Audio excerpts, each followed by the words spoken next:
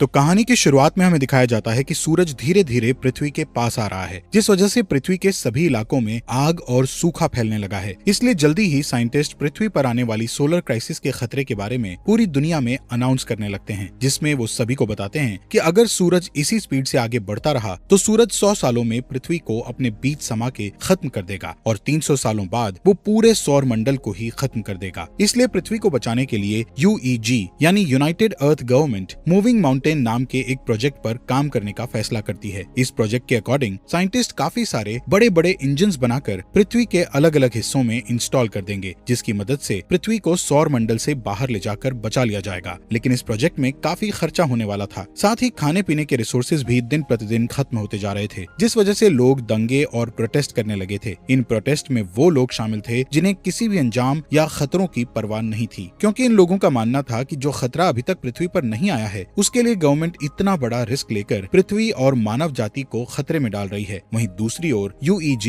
Digital life नाम के एक प्रोजेक्ट यानी DLP पर बैन लगा देती है, जिस वजह से प्रोटेस्ट और भी ज्यादा बिगड़ जाते हैं, क्योंकि DLP एक कट्टर ग्रुप था जिसका मानना था कि इंसानों का फ्यूचर सिर्फ कंप्यूटर में है। असल में वो एक ऐसा प्रोग्राम डेवलप करना चाहते थे जिससे इंसान अपने दिमाग को एक डिस्क में अपलोड कर सकता था, लेकिन रिसोर्सेज की कमी के कारण वो इस प्रोग्राम को आगे नहीं बढ़ा सकते थे। इसलिए रिसोर्सेज के लिए वो हैकिंग करके UEG पर आतंकवादी हमला करते रहते थे। इन सब के बीच UEG नोटिस करती है कि उनके मूविंग माउंटेन प्रोजेक्ट से लोगों का विश्वास उठता जा रहा है, जिस कारण काफी सारे लोग इस प्रोजेक्ट को रोकने की कोशिशें कर रहे हैं। पर तभी चाइनीज एम्बेसडर जाओ इस प्रोजेक्ट के पहले पार्ट को कंप्लीट करने का कहते हैं, क्योंकि उनका मानना था कि पहला पार्ट जल्द ही पूरा हो जाएगा और लोगों को दोबारा उनके मूविंग माउंटेन प्रोजेक्ट पर विश्वास होने लगेगा। जाओ कहते हैं कि इस पहले पार्ट को कंप्लीट करने के लिए सबसे पहले चंद्रमा पर मौजूद इंजन्स की टेस्टिंग की जाएगी, क्योंकि हम चंद्रमा को भी सौर मंडल से धकेलने का प्लान कर रहे हैं ताकि पृथ्वी का ग्रेविटी से कनेक्शन टूट जाए। वहीं UEG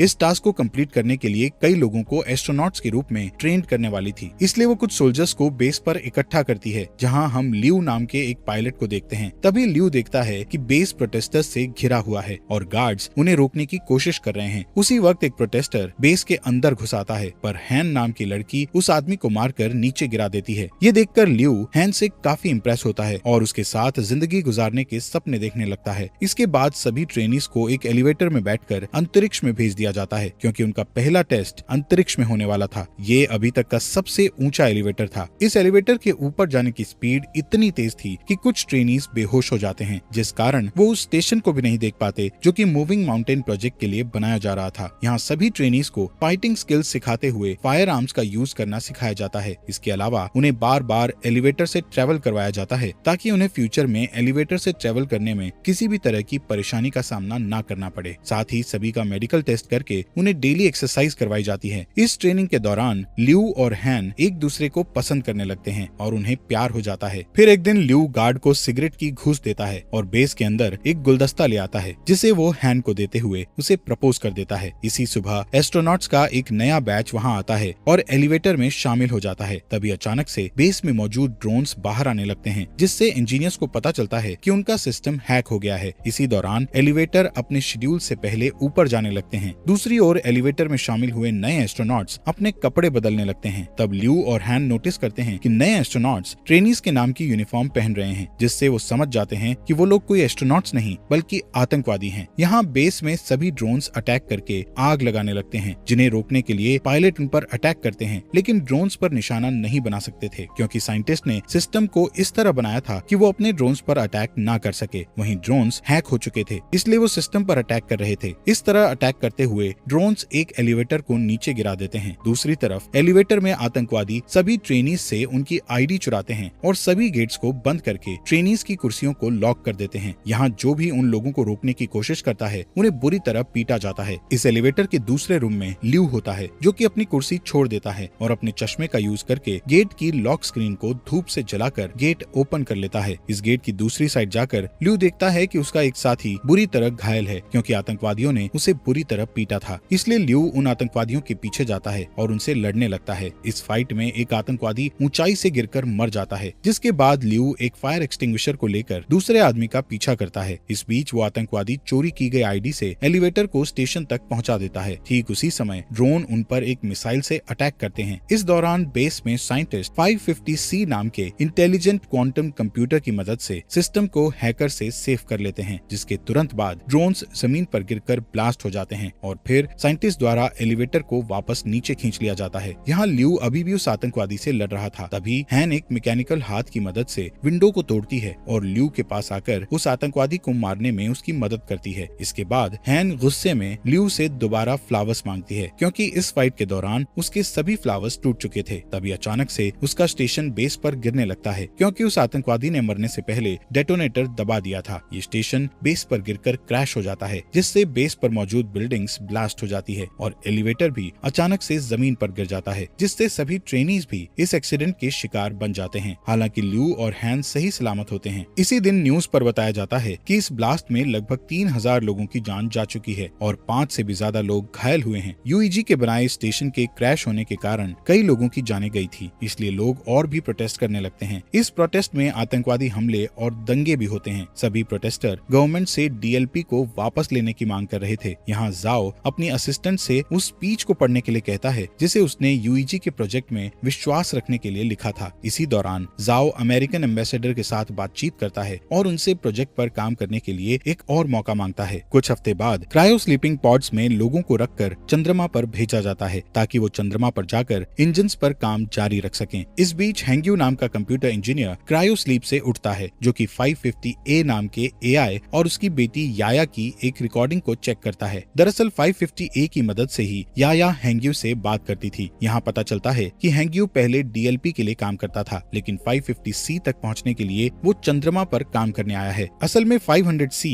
पूरे बेस को कंट्रोल करता है, इसलिए हैंग्यू को लगता है कि वो 500C का यूज याया की क्लिप बनाने में करेगा, जिससे कुछ सेकंड्स के लिए उसकी मरी हुई बेटी का दिमाग एआई में डेवलप हो जाएगा। यहाँ टीम के बाकी मेंबर्स के साथ काम करते हुए हैंग्यू को पता चलता है कि जाओ नाम का कंप्यूटर रिसर्चर 550C का इंचार्ज है और वो चाहता है कि हैंग्यू उनके सिस्टम के ऑपरेशंस पर उनके साथ काम करे। इसके बाद हैंग्यू और जाओ 550C का पहला टेस्ट बेस के हर एक सेक्टर को एक्टिवेट करके करते हैं। जब वो कंप्यूटर के द्वारा वर्क के पूरा होने का वेट करते हैं, तब जाओ हैंग्यू को अपने दिमाग की डिजिटल कॉपी देता है, जिसे कंपनी ने जब्त कर लिया था, क्योंकि उन्होंने डीएलपी पर बैन लगा दिया था। यहाँ जाओ हैंग्यू को समझाता है कि ये तुम्हारे ऊपर डिपेंड करता है कि तुम इस कॉपी को डिस्ट्रॉय करना चाहती हो या नहीं। कुछ समय बाद हैंग्यू याया की क्लिप जाओ को दिखाता है। इस बीच हैंग्यू उस दिन को याद करता है जब वो अपनी पत्नी और बेटी के साथ कार से कहीं जा रहा था। तब अचानक से उसकी कार एक ट्रक से टकरा गई थी, जिससे उसकी पत्नी की तुरंत ही डेथ हो गई थी, पर याया कुछ समय तक जिंदा थी। इसलिए हैंग्यू याया के दिमाग को कंप्यूटर के जरिए जिंदा रखने के लिए उसे डीएलपी के पास ले गया था, लेकिन वो लोग उसकी मदद करना नहीं चाहते थे, क्योंकि उनकी टेक्नोलॉजी अभी तक तैयार नहीं हुई थी। इस बीच हैंग्यू की मुलाकात जाओ से हुई, जो कि पहले डीएलपी में काम करता था। यहाँ जाओ ने हैंग्यू पर एहसान करते हुए याया के दिमाग को 550A नाम के एआई में डाल दिया था। यहाँ प्रेजेंट में हैंग्यू जाओ से रिक्वेस्ट करता है कि वो याया पर 550C का यूज करे, जिससे याया पूरी तरह एआई में बदल सके, जिस पर जाओ हैंग्यू से कहता है कि याया के लिए 550A ही काफी है। इसी बीच उनका सिस्टम डिटेक्ट करता है कि वहाँ Z9 लेवल का सोलर स्टॉर्म आने वाला है, जिससे सभी लोग बेस पर वापस जाने का सोचते हैं, लेकिन उनके पास जो गाड़ियाँ थी उनकी स्पीड ज्यादा नहीं थी, पर फिर भी वो कोशिश करते हैं और किसी तरह सभी इंजन्स को बेस में रखकर उन्हें सोलर स्टॉर्म से बचा लेते हैं। पर इस प्रोसेस में 550C एआई बुरी तरह जल जाता है, जबकि प्रोजेक्ट को 3 दिनों में लॉन्च करना था, जिसके लिए उन्हें एक एआई की बहुत ज्यादा जरूरत थी। तब हैंग्यू जाओ को अपना 550A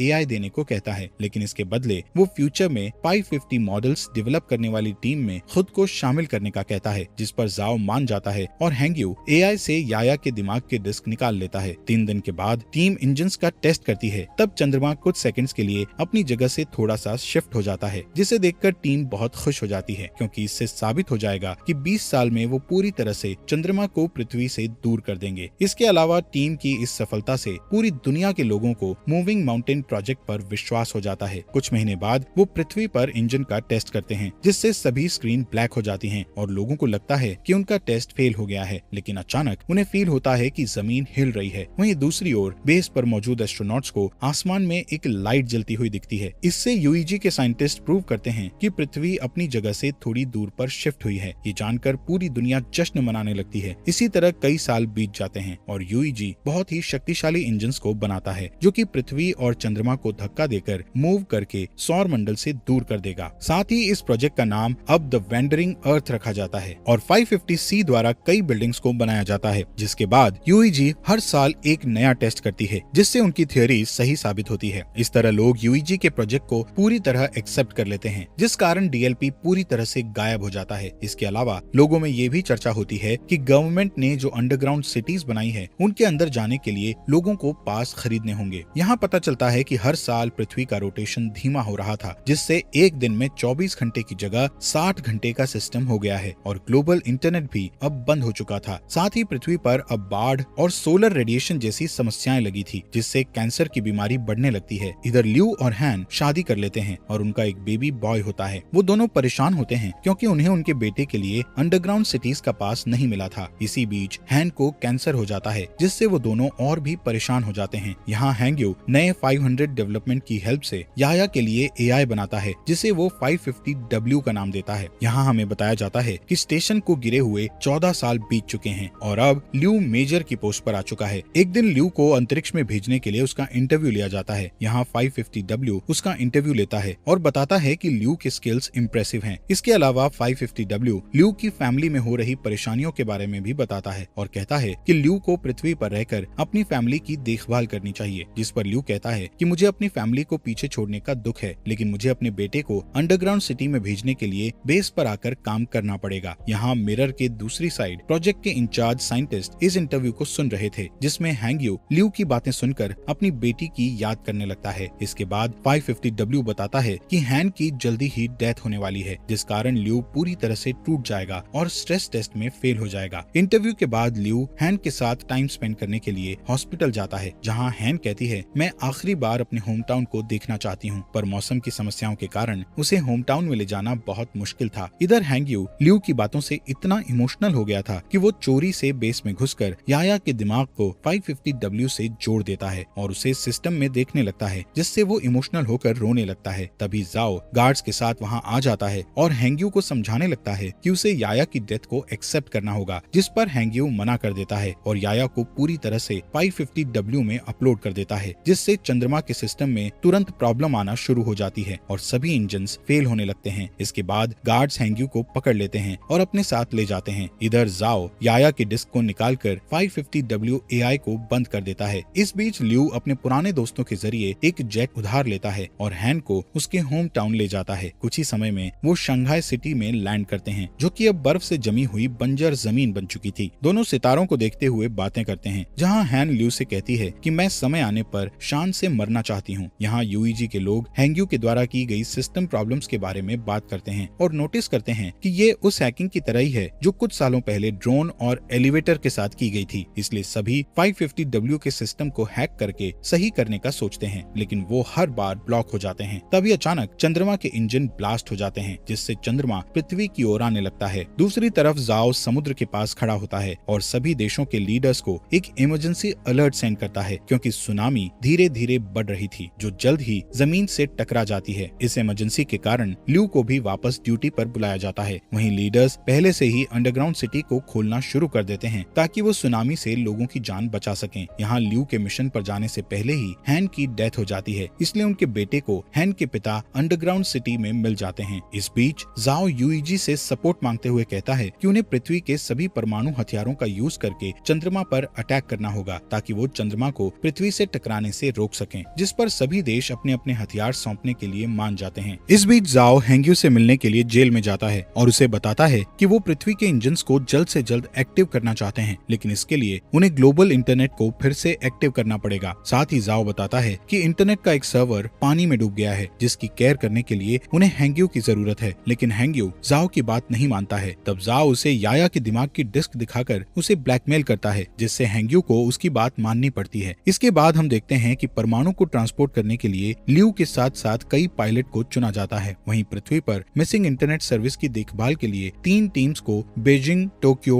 और डैलस भेज दिया जाता है। इसके बाद चुने हुए पायलट्स शटल्स के साथ चंद्रमा के लिए रवाना हो जाते हैं, जहां अंतरिक्ष में एस्ट्रॉइड्स प्लैनेट तेजी से शटल से टकराने लगते हैं, जिससे कई शटल्स क्रैश हो जाते हैं और टीम को 200 हथियारों का लॉस हो जाता है। इस वजह से अब उनके पास सिर्फ 180 हथियार ही बचे होते हैं। थोड़ी ही देर में बाकी के शटल्स चंद्रमा की सतह पर आ जाते हैं, लेकिन तभी एस्ट्रॉइड्स एक शटल को हिट कर देता है, जिससे ल्यू की शटल भी क्रैश हो जाती है। इसलिए उन्हें मजबूरन जमीन पर उतरना पड़ता है। इस दौरान उन्हें 384 हथियारों का फिर से लॉस हो जाता है। यहाँ बचे हुए लोग टेप को ढूंढने लगते हैं ताकि वो उनके टूटे हुए हेलमेट को ठीक करके अपने घाव पर पट्टी कर सकें। इसके बाद वो लोग तय करते हैं कि वो लोग बचे हुए हथियारों को पैदल ही चंद्रमा पर फिट कर देंगे, पर ल्यू नहीं चाहता था कि इस काम को करके यंग लोग मारे जाएं, इसलिए वो अकेला शटल से बाहर आकर गेट को बंद कर देता है। यहाँ पृथ्वी पर तीनों टीम्स सर्वर की जगह पर पहुंचकर पानी के नीचे चली जाती हैं, जहाँ ड्रोन और स्पेशल टूल्स की मदद से हैंग्यू की टीम बिल्डिंग में जाती है और सर्वर का दरवाजा ढूंढने लगती है। लेकिन जब वो दरवाजे को जबरदस्ती खोलते हैं तो उनका एक आदमी बुरी तरह घायल हो जाता है। तब जाओ उसके घावों को सही करने की कोशिश करता है, लेकिन उनके पास घाव को ठीक करने के लिए कोई सामान नहीं था, जिस कारण उस आदमी की डेथ हो जाती है। जिसके बाद हैंग्यू और जाओ इंटरनेट को वापस लाने के लिए कनेक्शन बनाने का डिसीजन लेते हैं। दूसरी तरफ ल्यू हथियारों को एक ट्रक से ले जाने लगता है। तभी अचानक चंद्रमा का मलबा पृथ्वी से टकराता है, जिस वजह से बिल्डिंग्स हिलने लगती है और कुछ हार्डवेयर जाओ के पैर पर गिर जाते हैं, जिससे वो बुरी तरह फंस जाता है। तभी उस रूम में पानी भरने लगता है। दूसरी ओर हैंग्यू अपने ड्रोन की मदद से भी रूम का गेट नहीं खोल पा रहे थे, इसलिए जाओ उसे जल्दी से पासवर्ड की दे देता है, पर इस दौरान जाओ की पानी में डूबने से डेथ हो जाती है। इसके बाद चंद्रमा का मलबा पृथ्वी की मेजर लोकेशंस को डिस्ट्रॉय करने लगता है, जिससे अंडरग्राउंड सिटीज में जा रहे लोग पैनिक होने लगते हैं। वहीं यूईजी में जाओ को बुरी खबर मिलती है कि उनके पास परमाणु हथियारों का एक साथ ब्लास्ट करने के लिए समय नहीं है, जिससे जाओ उम्मीद खो देता है। पर तभी उसका एक आदमी उसे सोल्यूशन बताता है कि अगर वो अंतरिक्ष में और भी एस्ट्रोनॉट्स को भेज देंगे तो हथियारों को मैनुअली ब्लास्ट किया जा सकता है, यानी कि सभी एस्ट्रोनॉट्स को अपना सेक्रीफाइस करके दुनिया को बचाना होगा। इस ऑपरेशन के लिए 300 लोगों की जरूरत थी। यहाँ एक पुराना पायलट कहता है कि ऐसा करना हमारा कर्तव्य है, पर यंग लोग फ्यूचर की देखभाल करने के लिए हैं, इसलिए उनका सेक्रीफाइस ना किया जाए। उस पायलट की बात मानते हुए सभी पुराने पायलट्स को एस्ट्रोनॉट्स की टीम के साथ चंद्रमा पर पहुंचा दिया जाता है, जहां ल्यू उन्हें आता हुआ देखकर चौंक जाता है, लेकिन उसका कम्युनिकेटर टूट गया था, इसलिए वो पृथ्वी पर वापस लौटने से पहले अपने पुराने टीचर और ट्रेनिंग पार्टनर्स को गुड बाय नहीं बोल पाता है। दूसरी ओर यूईजी बताती है कि टोक्यो और डैलस के सर्वर वापस आ चुके हैं, लेकिन बीजिंग का सर्वर अभी तक नहीं आया है। यहाँ बीजिंग में हम हैंग्यू को देखते हैं, जिसके रूम में पानी भरने लगता है और वो की को सही कंप्यूटर से नहीं जोड़ पाता। तभी चंद्रमा पर एस्ट्रोनॉट्स सभी परमाणु हथियारों को ब्लास्ट करने लगते हैं। ठीक उसी समय हैंग्यू भी उसकी माइंड डिस्क को एक कंप्यूटर से जोड़ देता है, जिससे चंद्रमा बुरी तरह ब्लास्ट हो जाता है। पर अब चंद्रमा का मलबा तेजी से पृथ्वी की ओर आ रहा था, इसलिए पृथ्वी को जल्द ही वहाँ से हटाने की जरूरत होती है। यहाँ हैंग्यू याया की क्लिप को एक्टिव करता है और उसे की दिखाकर अंदर से इंटरनेट को एक्टिव करने के लिए कहता है। तभी रूम में पानी भर जाता है, जिससे हैंग्यू की भी डेथ हो जाती है। वहीं चंद्रमा का मलबा पूरी दुनिया में गिरने लगता है। तभी यूईजी इमरजेंसी मैसेज भेजकर बताता है कि उनका मिशन फेल हो चुका है, जिससे शहरों में दंगे होने लगते हैं। वहीं जाओ हार नहीं मानता और अपनी टीम को इंजन्स में आग लगाने को कहकर उन्हें उल्टी गिनती शुरू करने को कहता है। इसी दौरान बीजिंग में हैंग्यू का दिमाग अचानक कंप्यूटर के अंदर एक्टिव हो जाता है, जहां वो अपनी बेटी से दोबारा मिलकर बहुत खुश होता है। इसके बाद हैंग्यू एआई में जाकर इंटरनेट सर्वर को एक्टिव कर देता है। तभी जाओ के आदेशों का पालन करते हुए एक आदमी इंजन्स को स्टार्ट कर देता है और फिर देखते ही देखते पृथ्वी मूव करने लगती है और चंद्रमा के मलबे से बच जाती है। ये देखकर पूरी दुनिया के लोग जश्न मनाते हैं। यहाँ ल्यू शटल से ही पृथ्वी को हिलते हुए देखता है, इसलिए वो जल्दी से वीडियो रिकॉर्ड करता है ताकि वो अपने बेटे को ये सीन दिखा सके। दूसरी ओर हैंग्यू और याया के दिमाग का बैकअप 550W में एक साथ मिक्स हो जाता है। इसके बाद हमें 7 साल बाद का सीन दिखाया जाता है, जहाँ पृथ्वी वापस से 24 आवर के सिस्टम में आ चुकी है और जाओ रिटायर्ड हो चुका है। लेकिन अब उनकी असिस्टेंट यूईजी में उनकी लेगेसी को आगे बढ़ा रही है। अब क्योंकि चंद्रमा से उनको कोई भी खतरा नहीं है, इसलिए वो अपने प्लान का सेकंड पार्ट शुरू करते हैं, जिसमें वो 10 साल के अंदर जुपिटर प्लैनेट के पास से उड़ेंगे और फिर पृथ्वी को हमेशा के लिए सौर मंडल से बाहर कर देंगे। इसलिए इंजन्स पर नजर रखने के लिए एक स्पेस स्टेशन बनाया गया है, जिसका इंचार्ज ल्यू है। और इसी के साथ ये मूवी यहीं पर खत्म हो जाती है। दोस्तों, आपका दिल से शुक्रिया।